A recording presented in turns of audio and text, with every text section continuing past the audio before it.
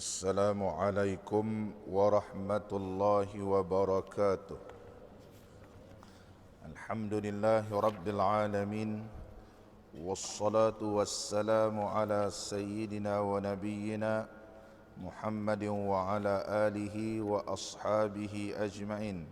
رب اشرح لي صدري ويسر لي أمري واحلل عقدة من لساني يفقه قولي.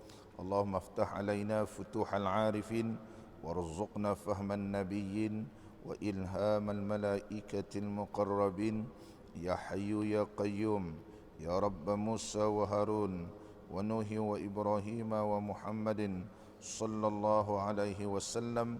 أكرمنا بجودة الحفظ والفهم وارزقنا الحكمة والثبات الذهني والعقل والحلم والعلم والنجاح في الدنيا والآخرة بحق سيدنا محمد صلى الله عليه وسلم يا رب العالمين. أما بعد، bersyukur kita kehadrat Allah Subhanahu wa taala dan dengan rahmat Allah serta hidayah Allah dapat sama-sama kita pada pagi ini mempelajari kitab Jam'ul Fawaid yang dikarang oleh Al-Alim Al-Allamah Syekh Daud Al-Patani rahimahullahu ta'ala rahmatan wasi'ah. Dan kita bersyukur kehadrat Allah Subhanahu wa ta'ala kerana dapat kita sama-sama pada pagi ini menunaikan sembahyang fardu subuh secara berjamaah. Mudah-mudahan Allah Subhanahu wa ta'ala golongkan kita semua di kalangan hamba-hamba Allah yang bertakwa kepadanya. Kita masih lagi di bawah tajuk Mahabbatul Babul Mahabbah. قال المصنف رحمه الله تعالى ونفعنا الله بعلومه في الدارين. Dan telah menangis Syuaib alaihi salam daripada rindu 10 tahun hingga buta dua matanya. Maka kembalikan Allah Ta'ala matanya kepadanya. Maka firman Tuhannya bagi Jibril alaihi salam, kata olehmu bagi Syuaib bahawa apa kehendaknya, akan syurga bagimu, dan jika ia takut akan neraka maka bagimu aman, dan jika engkau berkehendak bidadari maka bagimu. Maka kata Syuaib, tiada ya Jibril, betapa menangisku kerana rinduku kepada Allah Subhanahu wa taala.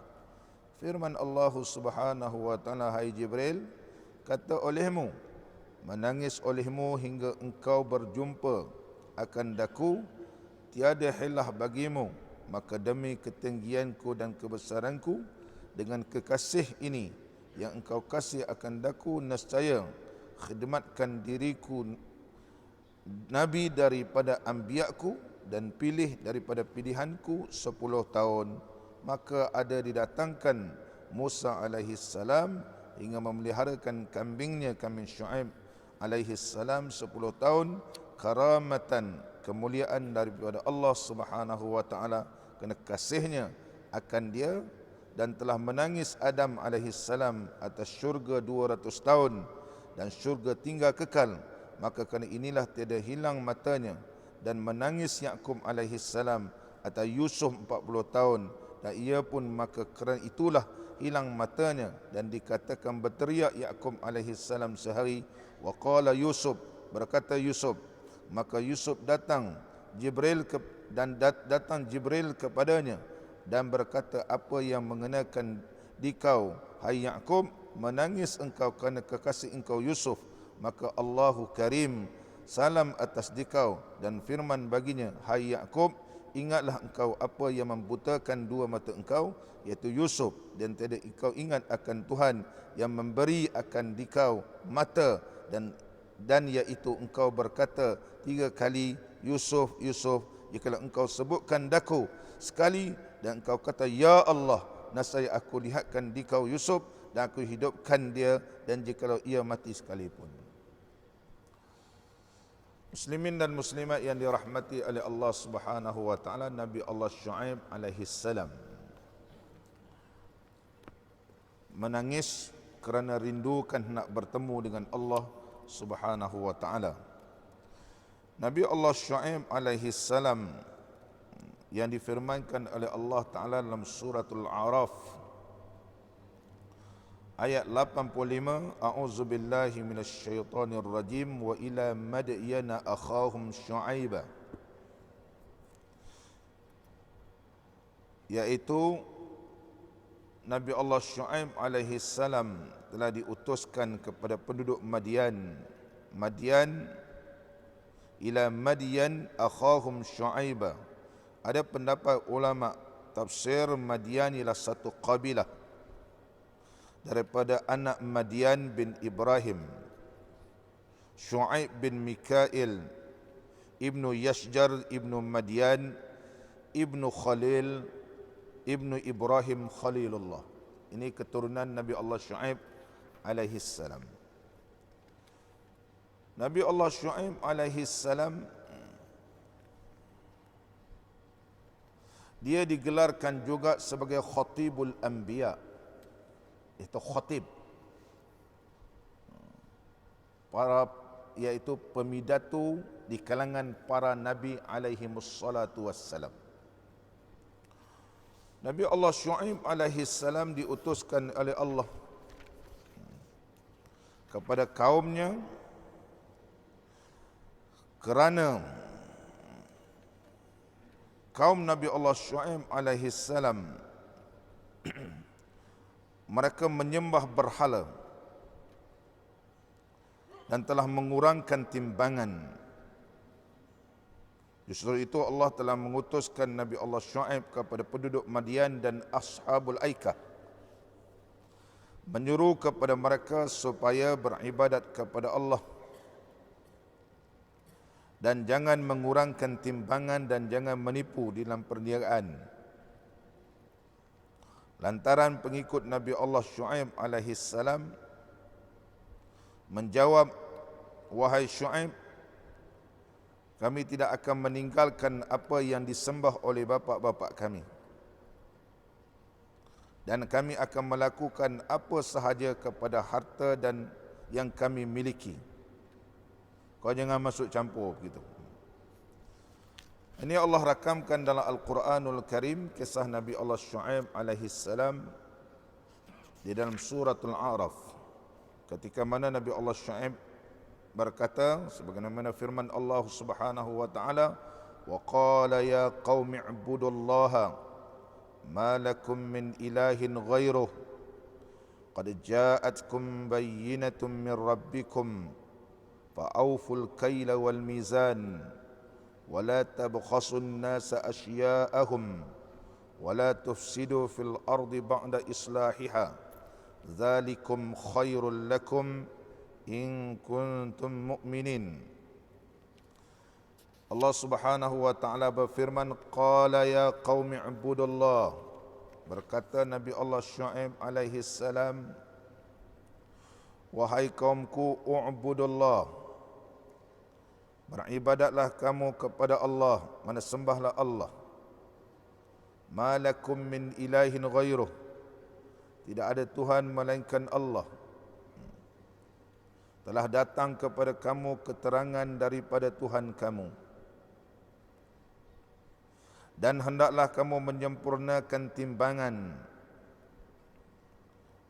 dan juga sukatan, dan hendaklah kamu sempurnakan sukatan dan timbangan, dan janganlah kamu mengurangkan hak-hak manusia ataupun orang ramai di dalam pembelian, dan jangan kamu melakukan kerosakan di muka bumi, iaitu dengan melakukan perkara kufur dan zalim setelah Allah mengislahkannya, iaitu setelah Allah menurunkan syariat dan menzahirkan keadilan.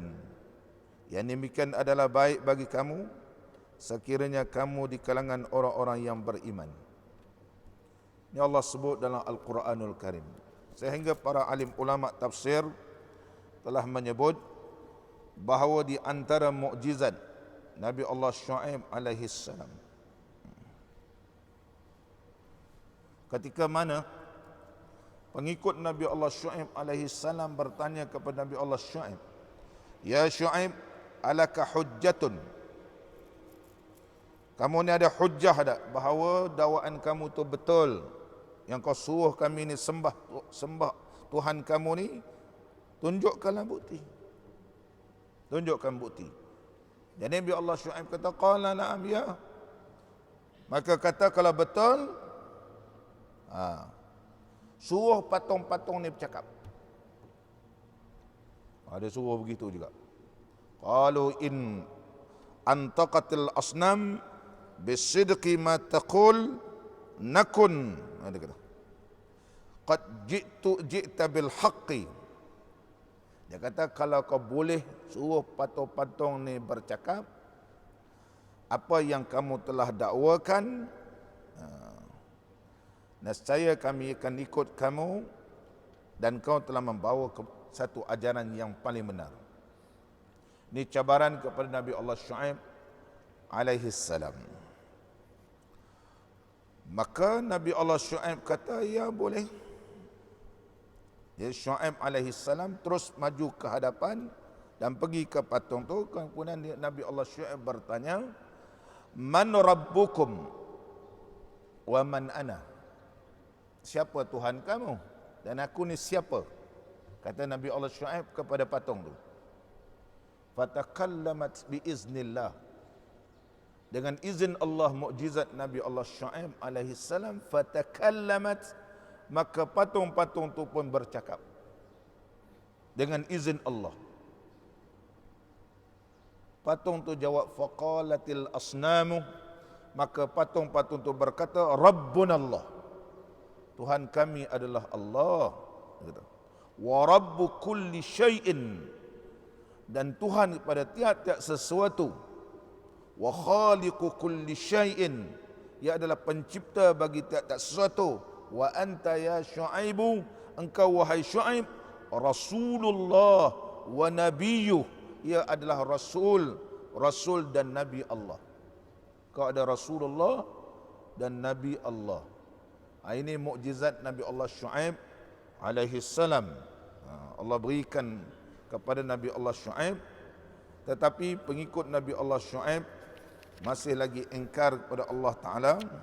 Maka Allah telah menurunkan bala kepada mereka, sebagaimana Allah nyatakan dalam surah Al-A'raf juga, dalam ayat yang seterusnya 94, wa ma arsalna min qaryatin min nabiyyin illa akhazna ahlaha bil ba'sa wad dharra la'allahum yatadarra'un. Jadi kerana mereka tidak mau juga beriman walaupun telah melihat mukjizat Nabi Allah Syuaib alaihi salam, maka Allah telah menurunkan bala kepada mereka, iaitu diturunkan angin dan diturunkan satu-satu bala kerana mereka tidak beriman kepada Allah Subhanahu wa taala. Ini yang Allah ceritakan dalam Al-Quranul Karim. Muslimin dan muslimat yang dirahmati oleh Allah. Jadi Nabi Allah Syuaib alaihi salam, kerana ianya rindu kepada Allah, rindunya kepada Allah, dia menangis bukan kerana menangis untuk mendapatkan sesuatu daripada Allah Ta'ala, sehingga Allah utuskan kepada Nabi Allah Syuaib alaihi salam seorang malaikat suruh bertanya kepada Nabi Allah Syuaib, iaitu malaikat Jibril alaihi salam, kamu wahai Syuaib telah 10 tahun menangis hingga buta, gitu. Maka Jibril tanya, apa kehendakmu? Adakah kerana menangis hendak syurga? Maka Syuaib alaihi salam menjawab, aku bukan nak syurga. Apakah kerana nak bidadari? Dia kata, aku bukan nak bidadari. Tetapi kenapa kamu menangis? Menangis ini kerana rindunya kepada Allah Subhanahu wa taala. Ini maqam yang tinggi yang Allah berikan kepada nabi dan para nabi alaihi wassalatu wassalam. Muslimin dan muslimat yang dirahmati oleh Allah Subhanahu wa taala. Dalam kita beramal ini, untuk mendapat satu kedudukan yang tinggi di sisi Allah Ta'ala, hendaklah kita sentiasa bertakwa kepada Allah. sebagaimana yang ditunjukkan oleh Nabi Allah Syuaib alaihi salam, kerana ianya adalah orang yang bertakwa. Apakah yang dimaksudkan takwa?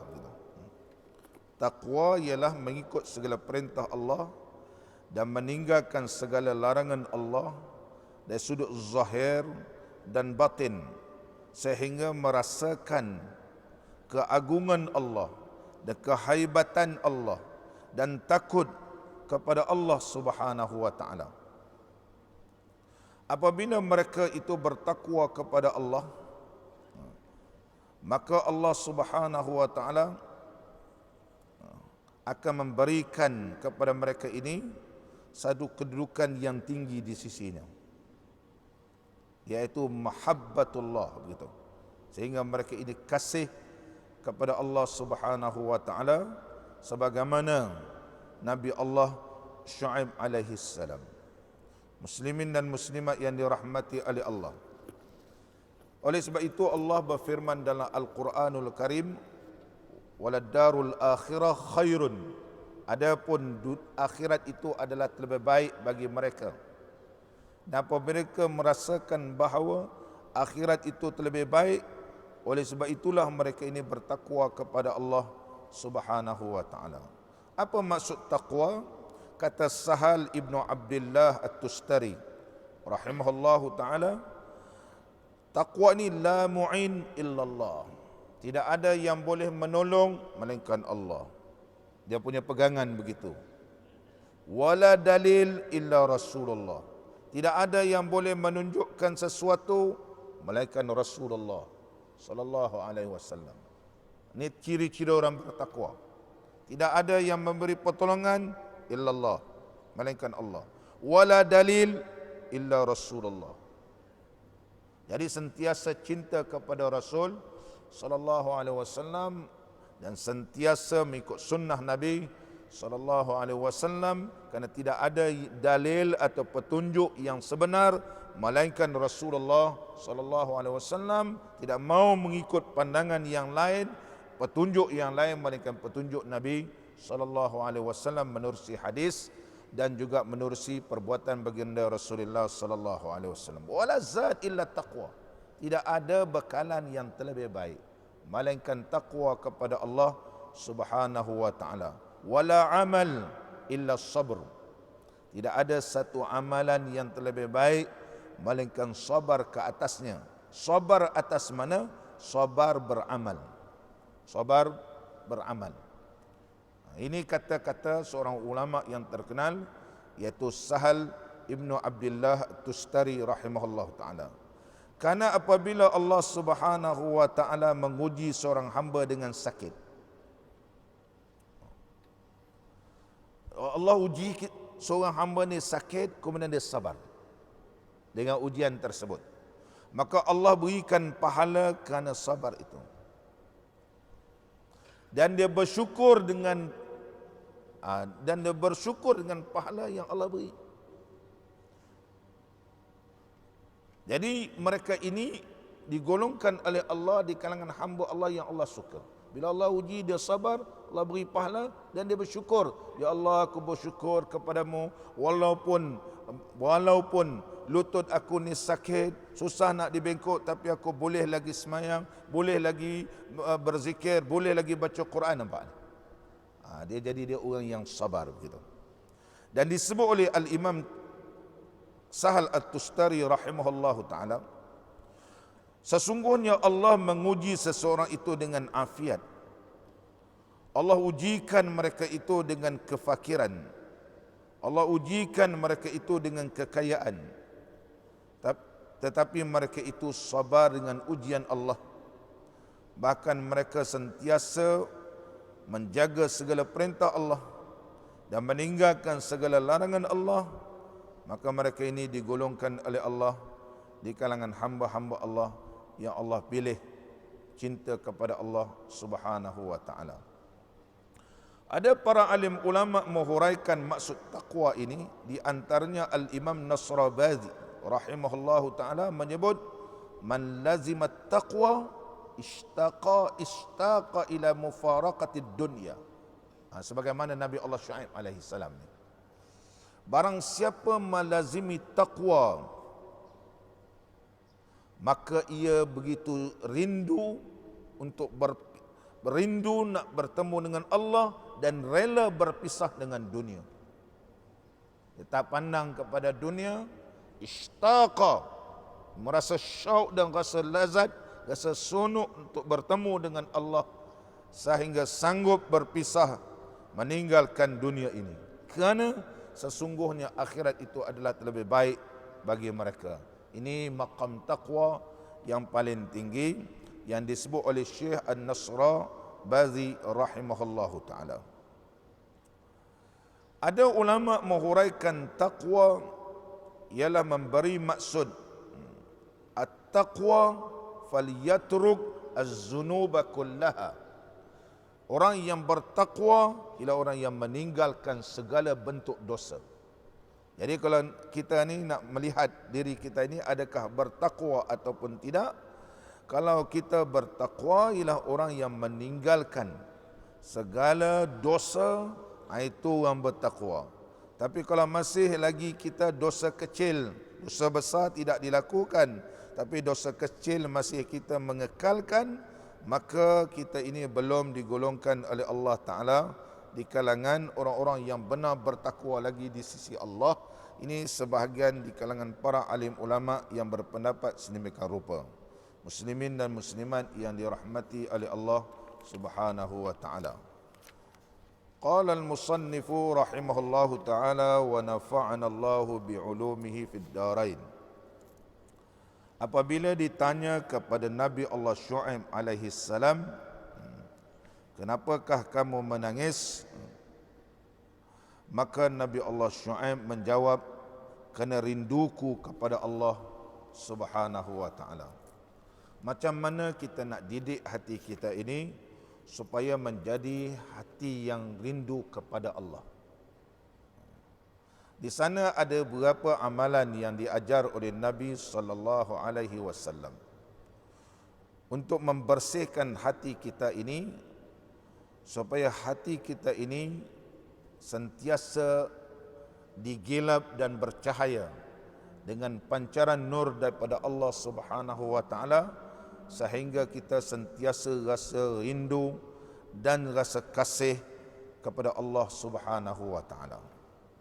Berdasarkan beberapa hadis Nabi sallallahu alaihi wasallam menunjukkan bahawa sesungguhnya ada 5 perkara yang mengubatkan hati ini. Ada 5 perkara. Dawaul qalbi khamsatun. Mengubatkan hati ini ada 5. Yang pertama, tilawatul Quran, yaitu membaca Al-Quranul Karim. Kerana dengan membaca Quran ini di antara ubat-ubat hati yang paling mujarab. Tilawatul Quran min adwiyatil qalbi, di antara ubat hati yang paling mujarab. Kerana membaca Quran ini yansyarahu biha wa yastaniru, dia akan menerangkan, dia akan membukakan hati dan juga menerangkan hati. Wa yakhsulu, dan terhasil daripada membaca Quran ini al-khasyatu, rasa takut kepada Allah. Tapi baca Quran dengan tadabbur gitu. Bukan sekadar baca Quran biasa-biasa, tapi baca Quran dengan bertadabbur dan baca Quran dengan bertajwid, begitu. Bertajwid sebagaimana yang telah diturunkan oleh Allah Taala kepada Nabi sallallahu alaihi wasallam. Baca dengan tajwid. 4 hukum perlu dipelihara, begitu. Sekurang maknanya tahu ini izhar, ini idgham, ini ikhfa, ini iqlab.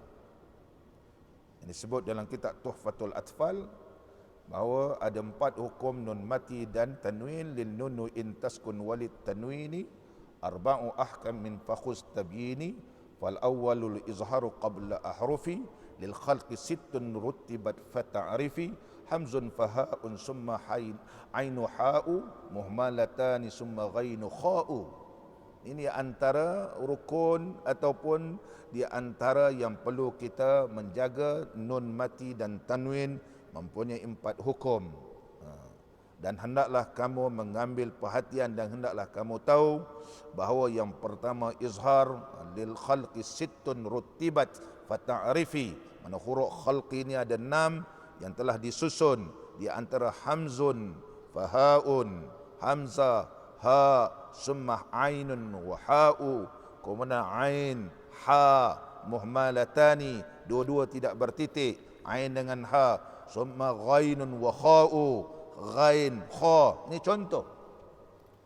contoh yang perlu kita fahami supaya dengan membaca Quran bertajwid maka dipandang oleh Allah Ta'ala kepada kita ini dengan pandang rahmat, kerana kita beramal dan membaca sebagaimana Jibril alaihi salam mengajar kepada baginda Rasulullah sallallahu alaihi wasallam. Jadi bila kita baca Quran dengan betul ini, walaupun kita ni tidak semua kita tahu makna. Tak semua kita tahu makna. Atau orang yang pandai bahasa Arab pun dia terpaksa merujuk kepada tafsir. Bukan boleh baca Quran kita terjemah begitu, lain maksud dia nanti. Kita juga terpaksa merujuk kepada tafsir-tafsir yang muktabar untuk melihat maksud sebenar firman Allah Ta'ala. Tapi kita ni orang awam tak tahu keseluruhan makna dalam Quran, maka kita membaca dengan betul-betul bertajwid, bermakna kita mengikut sebagaimana dibaca oleh Nabi sallallahu alaihi wasallam yang telah kita huraikan tadi, bahawa dengan mengikut Nabi, dengan mengikut Nabi sallallahu alaihi wasallam itu tanda kita cinta kepada Allah. Wala dalil illa Rasulullah sallallahu alaihi wasallam, tidak ada yang menunjukkan ialah melainkan Nabi. Nabi sallallahu alaihi wasallam mengajarkan kita membaca sekian-sekian. Jadi kalau membaca Quran ini di antara ubat hati. Min adwiyatil qalbi, di antara ubat-ubat hati yang boleh yansyarah. Insyaraha yansyarahu, ini mana membuka. Wa yastanir, Quran ini akan menerangkan hati. Maka terhasillah ketika itu al-khasyah, takut. Terhasillah ketika itu, kata ulama, iaitu al-huznu, rasa kesedihan.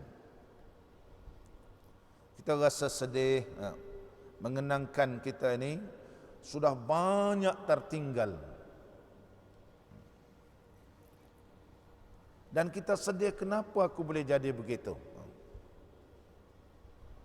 Jadi dengan kesedihan itu kita mengharapkan daripada Allah supaya Allah menampungkan segala kekurangan yang ada, dan kita memohon kepada Allah Ta'ala supaya Allah menerima amalan kita yang kita lakukan dalam waktu yang singkat, kerana hampir-hampir menuju penghujung kita ni.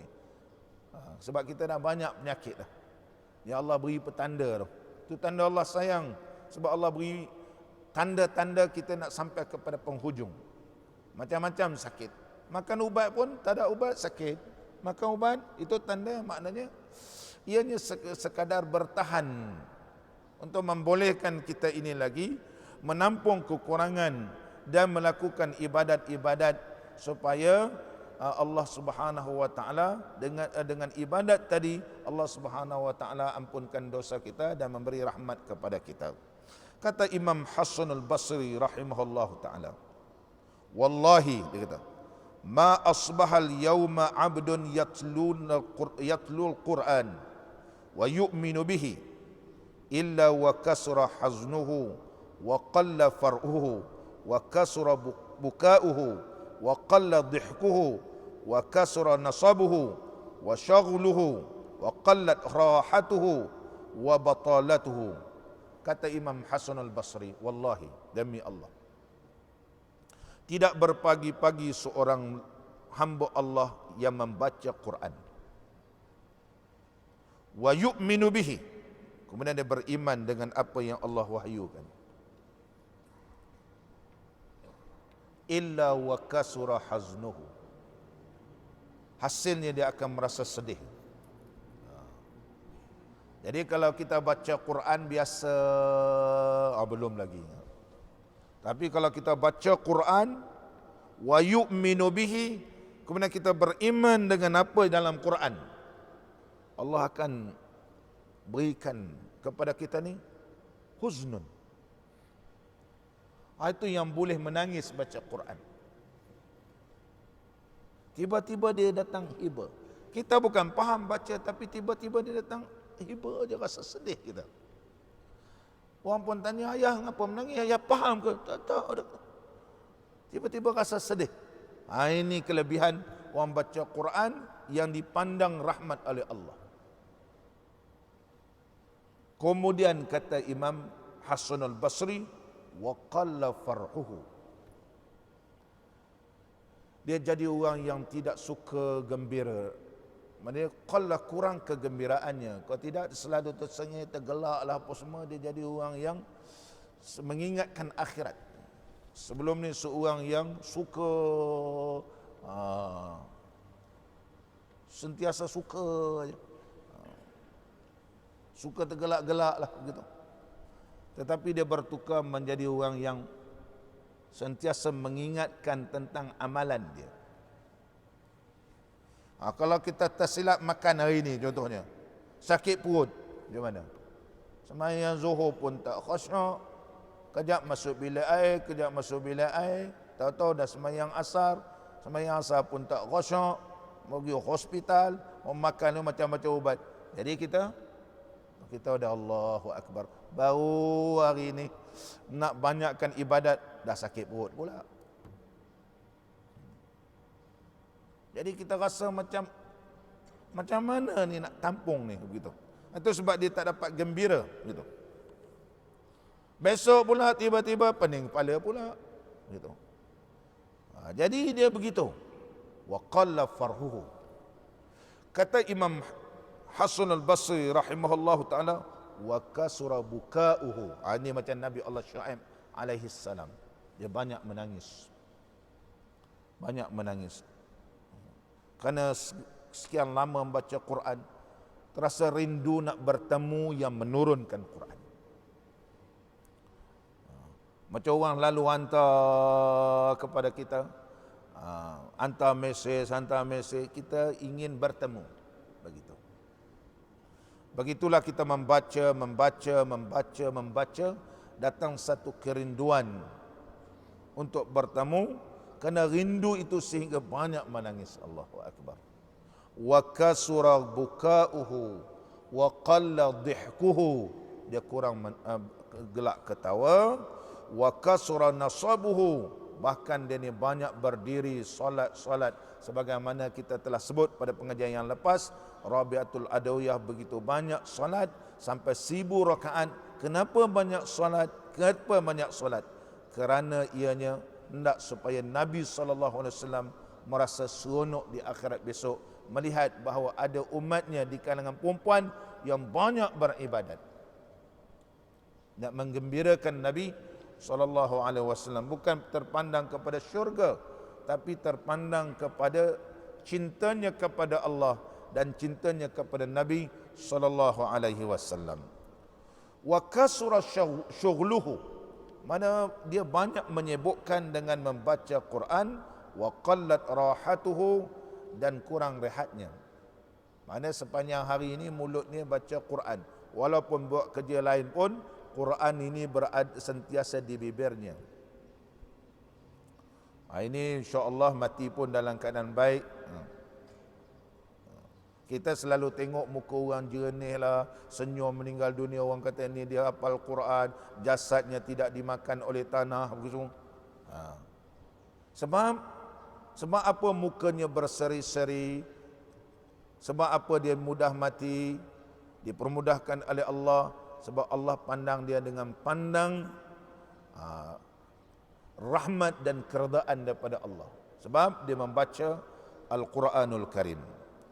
Muslimin dan muslimat yang dirahmati oleh Allah. Kata Wahab Ibn Ward, setelah kami melihat beberapa hadis Nabi sallallahu alaihi wasallam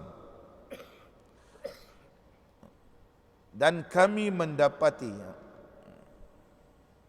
bahawa satu amalan yang boleh melembutkan hati dan boleh menarikkan hati itu merasa huzun, masa sedih, yaitu min qiraatil Qur'ani wa tafahumihi wa tadabburihi, dengan cara membaca Quran dan juga dengan cara memahami Quran serta mengamati-amatikan Quran, tadabbur. Tadabbur. Tadabbur ni dia tengok betul lah, ini kena mengaji tadabbur ni. Tadabbur memerlukan ilmu. Dia akan tadabbur. InsyaAllah kita akan hurai pengajian akan datang. Nabi Allah Musa alaihi salam ni. Nabi Allah Musa ni.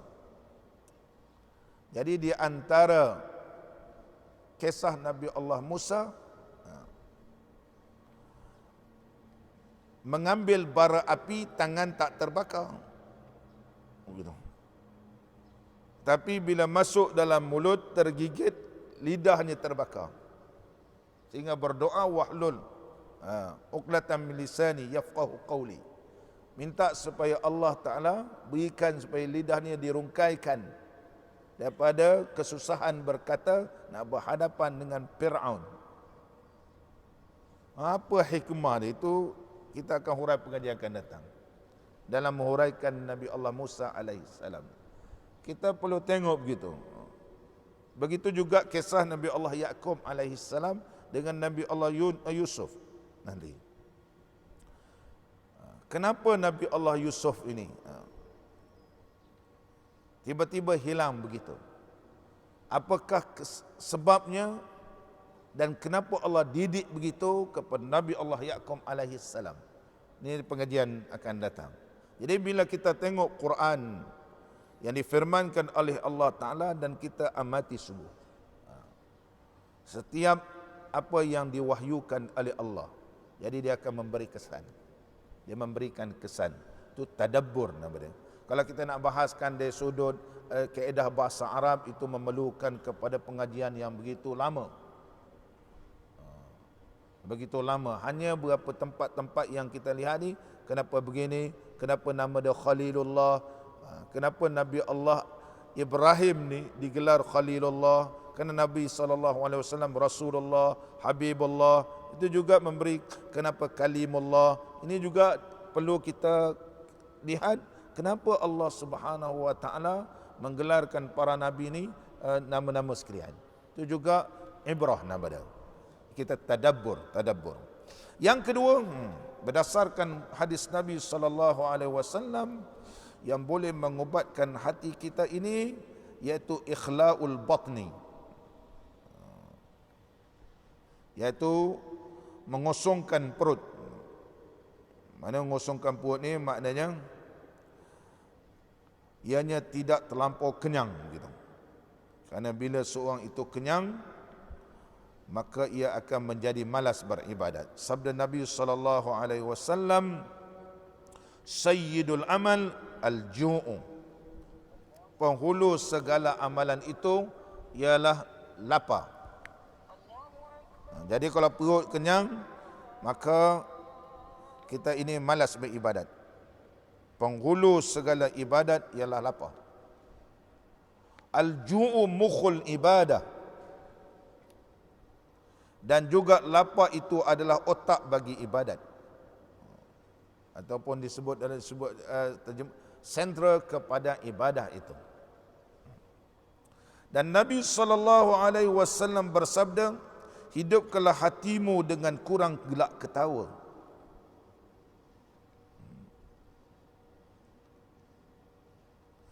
Ahyu qulubakum biqillati dhihki. Hiduplah hatimu dengan kurang ketawa. Kita ni suka ketawa. Kalau satu majlis tu gelak ketawa, kita seronok. Kakak-kakak makcik-makcik pun terkekek-kekek gelak tu. Seronok. Tapi balik tak ada apa-apa. Hati itu tidak dihidupkan. Nak tahu hati itu hidup, balik ni berubah ke tak berubah? Contohnya sekarang ni kata baca Quran. Dia beri manfaat ke tak beri manfaat? Mana kita pada hari ini nak berazam ataupun tidak nak baca Quran, ataupun kita sudah berjanji dalam hati kita, aku banyak lagi tak tahu tentang Quran, terutama dalam ilmu tajwid pun aku tak tahu. Aku takut bahawa bila aku baca Quran ini tidak menepati kehendak Allah dan tidak mengikut apa yang ditunjukkan oleh Nabi sallallahu alaihi wasallam, maka aku takut Allah pandang kepada aku pandang murka, Allah tak pandang aku dengan pandang keredaan. Oh, takut. Haji Rahman baca-baca ni contohnya, Allah tak redha baca begitu. Tak takut. Aku bagi umur kamu dah sampai berapa 70 tahun. Tak tahu, tak tahu mana izhar, mana idgham, mana ikhfa, mana iqlab. Yang lain kau semua tahu. Tapi dalam bab ini tak mau langsung menuntut ilmu. Allah murka. Allah murka. Jadi menakutkan kita, mengingatkan kita.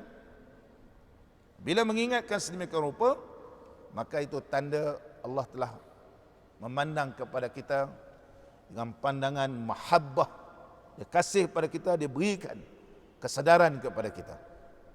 Kalau sama aja, jadi tidak ada menghidupkan hati. Kalau gelak ketawa aja, memang dia tak ada menghidupkan hati. Ceritalah buat apa semayang sunat, puasa sunat, dengar je begitu. Balik tak ada apa. Maknanya hati kita belum dapat digerakkan dan kita tidak menerima perkara tersebut. Kenapa tidak dapat menerima? Sebab hati kita sudah kotor. Oleh sebab itu Nabi SAW bersabda, ahyu qulubakum biqillati dhihki. Hidupkanlah hatimu dengan kurang ketawa.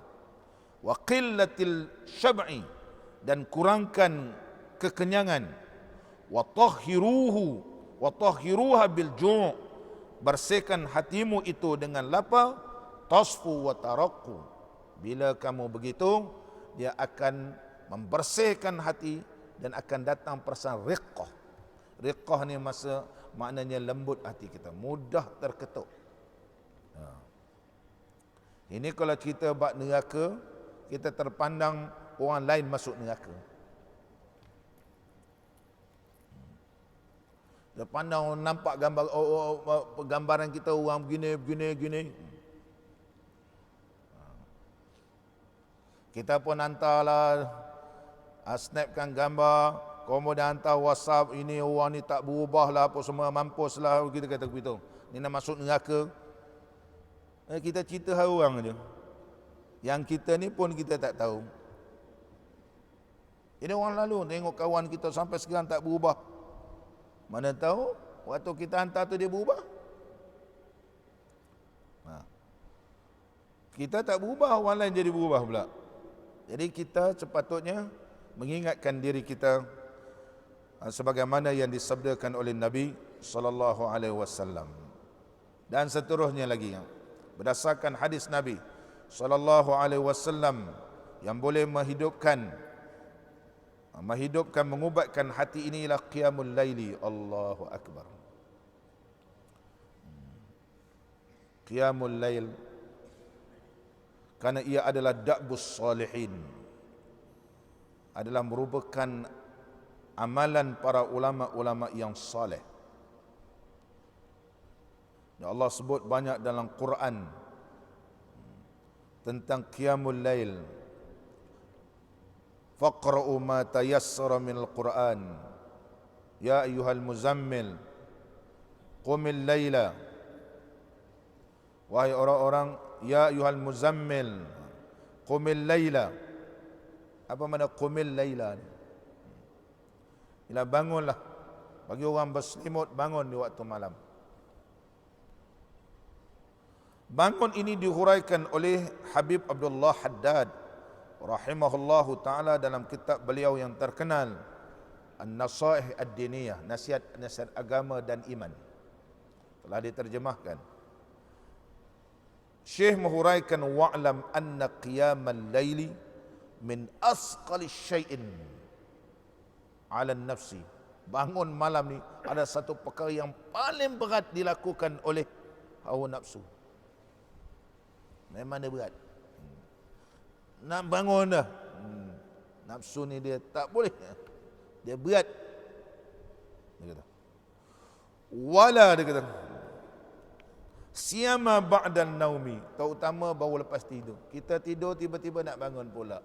Tadi tidur pukul 2, lambat dah lewat. Susah nak tidur, pukul 2 baru boleh tidur. Dan tu nak bangun pula pukul 4. Allahu Akbar. Jam tu 3 jam berbunyi. Dah terjaga dah. Allah baru nak tidur. Baru nak tidur. Betul, ini kita akui semua. Bukan senang dapat syurga Allah gitu. Wa innama yasiru khafifan bil i'tiyadi wal mudawama was sabri 'ala al masyaqqah wal mujahada fi awwalil amri. Kata Syekh, dia akan jadi mudah, jadi ringan apabila sudah biasa. Macam dulu kaum ibu-ibu kita dululah. Dah terpaksa menoreh pagi-pagi, masak untuk anak pergi sekolah. Zaman dulu mana ada jual nasi lemak, mana ada. Tak ada zaman dulu, zaman sekarangnya. Pagi-pagi beli nasi lemak, beli roti canai. Dulu mana ada kalau jual nasi lemak zaman kita dulu. Rasa aib lah tu kalau beli nasi lemak pagi-pagi. Bangun pagi-pagi, masak. Kemudian dia boleh bangun awal. Tak nampak pun mengantuk. Kerana sudah biasa. Sudah biasa gitu. Kalau balik pula lagi, pergi pula ke sawah, balik daripada sawah pula, Allahu Akbar. Terpaksa pula cari kayu pula untuk masak. Mana ada dapur gas zaman tu pakai kayu. Malam lagi, Allahu Akbar. Besok bangun, tak ada letih, tak ada pun makan Panadol. Kenapa? Itu dinamakan al-i'tiyad, kerana sudah biasa. Wal mudawamah, kerana berkekalan. Dan sabar menghadapi masyaqqah, dan pada awalnya dia bersungguh-sungguh. Saya tengok tok guru saya, dia kuat semayang, zikir pun banyak. Saya tanya dia, Ustaz, macam mana boleh bangun ni awal? Ana ni dia kata, macam mana ana ajar? Ana sebab entah tanya, ana beritahu ke entah dia. Ana ni kata, mula-mula dulu nak mengajar sembahyang tasbih ni, buka pipe tu, ni basahkan kat kepala sampai bersin-bersin. Bila dia bersin-bersin, dia tak boleh tidur. Begitu. Begitu. Mungkin orang lain cara lain. Kau nak berzikir, bertasbih, sehinggalah ada berapa tahun dah jadi biasa. Pertama mesti mujahadatun nafsi. Mujahadah pada awal-awalnya. Kemudian selepas itu, ini kata Syekh Habib Abdullah Haddad, bila dia mujahadah dan dia berkekalan, Allah tidak akan pandang sia-sia. Summa ba'da zalika yanfatihu babul unsi. Maka selepas itu terbukalah pintu ketenangan daripada Allah Subhanahu wa taala, wa halawatal munajat, dan kemanisan bermunajat kepada Allah, wa lazzatal khalwah, dan juga ketika itu akan merasakan kelazatan berkhalwah, bersunyi-sunyi dengan Allah Subhanahu wa taala. Azim. Ini kata Syekh Habib Abdullah Haddad rahimahullahu taala, seorang yang buta tetapi mempunyai karangan kitab yang begitu banyak. Dan seterusnya lagi. Yang keempat, at-tadarru' waqta sahri. Kita tadarru' di waktu sahar. Tadarru' ni mana merendahkan diri. Tadarru' di waktu sahur adalah di antara ubat-ubat hati. Kerana waktu bermunajat dan berdoa dan hampir kepada mustajabnya doa ialah waktu sahur. Sebagaimana sabda Nabi sallallahu alaihi wasallam, yanzilu rabbuna tabaraka wa ta'ala kulla lailatin ila as-sama'id dunya hina yabqa sulusul lailil akhir. Allah Subhanahu wa taala turun pada tiap-tiap malam di langit dunia. Mana turun ni turunnya rahmat. Turunnya rahmat. Ketika mana kekallah 1/3 malam. Allah Subhanahu wa taala berfirman, "Man yad'uni fa astajiba lahu." Barang siapa yang berdoa kepadaku, ku mustajabkan. Barang siapa man yas'aluni fa'atihi, barang siapa yang memohon kepadaku, nescaya akan aku berikan. Man yastaghfiruni fa'aghfir lahu, barang siapa yang meminta ampun kepadaku, pasti ku ampunkan. Jadi tak nak ke lagi? Telah dijamin oleh Allah Subhanahu wa taala menerusi lidah baginda Rasulullah sallallahu alaihi wasallam, siapa yang minta ampun waktu sahur ni, aku ampunkan, kata Allah. Siapa yang nak minta kepadaku, minta apa? Minta sihat, minta apa? Apa yang kita minta? Minta jauhkan daripada siksaan api neraka, minta dijauhkan siksaan dalam alam kubur. Mintalah, minta, nescaya aku berikan. Berdoalah kamu, berdoa, nescaya aku makbulkan. Ini janji daripada Allah Subhanahu wa taala menerusi lidah Nabi sallallahu alaihi wasallam. Besok Allah tanya, aku telah bagikan peluang kepada kamu, tapi ketika itulah kamu tidur nyenyak begitu. Kalau tengok bola, tengok apa, kau boleh bangun. Dia kata. Tapi kalau nak berdoa punya malas kamu berdoa. Begitu. Minta pemalas, maka Allah tak pandang dah. Tapi kalau kita bersungguh-sungguh, maka bila kita minta, dimakbulkan. Kita ni rajin bangun malam kerana ada sebab. Rajin nak bersemayang hajat ni kerana sebab. Sebab anak nak masuk, nak ambil peksa, kita pun buatlah semayang. Semayang hajat, minta terang hati. Waktu anak peksa pun kita baca Yasin supaya dia boleh jawab. Lepas habis anak peksa, khalas. Allah tengok tu, kau minta pada aku kerana bersebab. Selepas tu berjaya anak, contohnya dia kata bila temu ramah macam mana pak cik boleh mendidik anak ni, cara macam mana mengajar anak belajar ni boleh dapat A semua straight A. Oh, saya ketika anak menduduki pepesaan, saya baca Yasin. Malam saya semayang hajat. Mujur wartawan tu tak tanya, sekarang baca Yasin lagi. Betul. Muslimin dan muslimat yang dirahmati oleh Allah. Untuk mengajarkan kita ni paling mudah disebut oleh Nabi SAW. Walaupun orang lain boleh semayang banyak, tapi kita ni untuk mendidikkan, mengajar sikit-sikit. Nabi SAW mengajar kepada kita, alaikum biqiyamil laili walau raka'atan. Lazimilah kamu semayang qiyamul lail walaupun 1 rakaat. Semayang sunat witir 1 rakaat, tak apalah daripada tak ada. Jadi 1 rakaat, kata abang surah ke? Tak apalah, barangkali akan datang naik pula 3 rakaat. Dia jadi begitu. Macam mana cara Nabi SAW mengajarkan kita dengan supaya konsisten ni, istiqamah. Dan seterusnya lagi, yang kelima, mujalasatus salihin, iaitu duduk berserta dengan orang-orang yang soleh. Bersama dengan orang-orang yang soleh. Mudah-mudahan bila duduk dengan orang yang soleh, banyak input-input ataupun banyaklah amalan-amalan yang boleh menjedarkan kita, ataupun mengajarkan kita macam mana cara-cara beribadat ni. Jadi kalau duduk dengan orang bukan soleh, dia tidak mengajarkan kita. Jadi macam mana? Jadi oleh sebab itu ulama menyebut duduk bersama dengan orang-orang yang soleh, ia juga merupakan ubat bagi hati. Kerana dengan duduk dengan orang yang soleh itu, kita mengikut orang yang soleh, betul lah perkataannya, jadi ikutan kita. Keadaan dia, suasana dia tu menjadi ikutan kepada kita. Macam mana cara dia lepas semayang ni, macam mana gitu. Ini orang soleh betul ni. Yang bila nak solat, dia macam mana cara dia, apa bacaan-bacaan dia, macam mana cara dia. Saya uraikan semalam di Masjid Bukit Katil. Kita ni bila nak solat ni, diajar oleh Imam Al-Qustallani rahimahullah ta'ala, mengingatkan 5 perkara.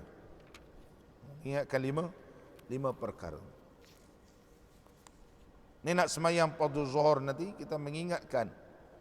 Yang pertama, dunia.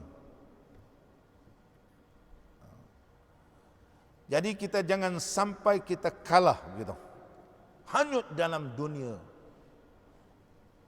Kerana dunia ni tidak kekal, nama pun dunia. Dunia ni disebut iaitu hampir.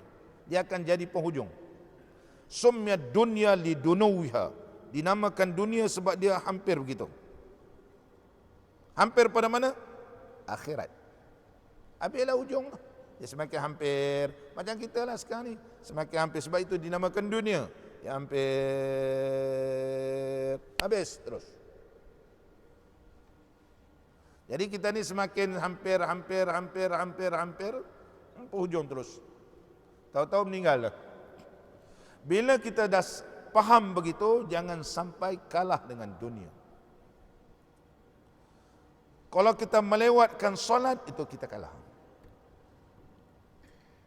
Dan kita awalkan kerana kita nak supaya kita ini tidak kalah dengan dunia, bahkan kita mencari keredaan Allah untuk mendapat akhirat.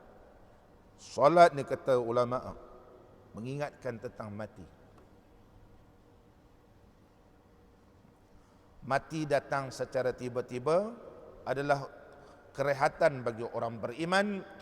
Kalau mati datang secara tiba-tiba, kepada orang yang tidak beriman, kesengsaraan bagi dia. Dia akan menyesal lebih. Mati gitu. Mengingatkan tentang kematian, sakratul maut, semua ni ingat. InsyaAllah nanti kita akan huraikan juga kita ni di antara tanda-tanda orang nak mati. Akan sampai ini. Disebut oleh Syekh Ahmad Patani dalam satu kitab khusus. Dia ajarkan kita tanda-tanda nak mati.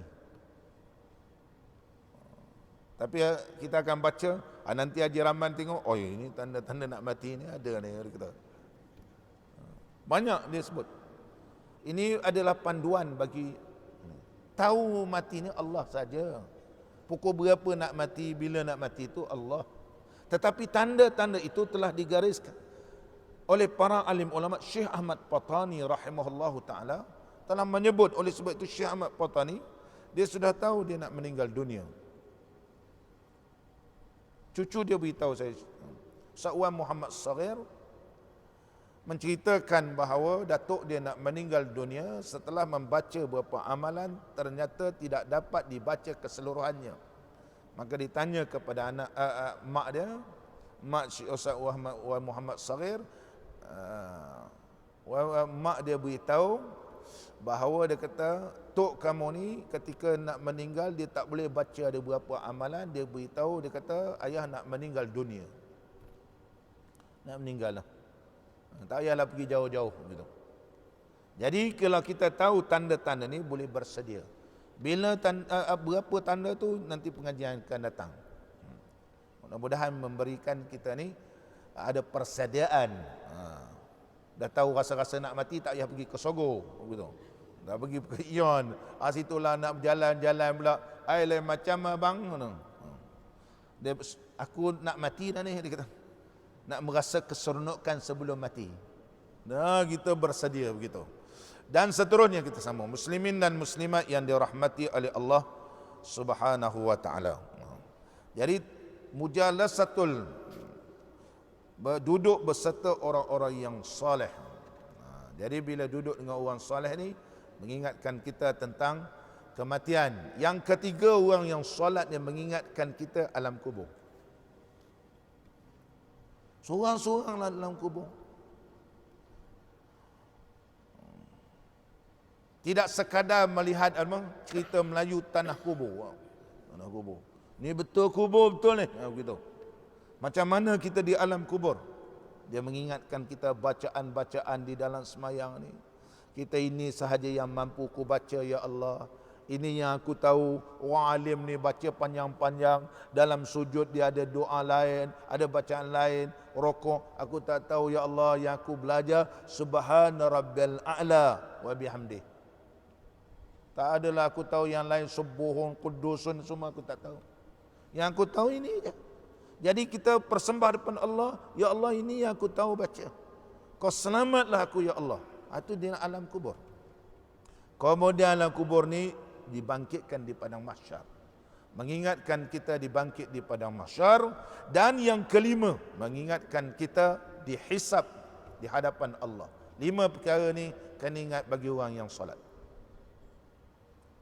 Kalau betul dia ingat, maka ketika kritikalnya ialah dihisab.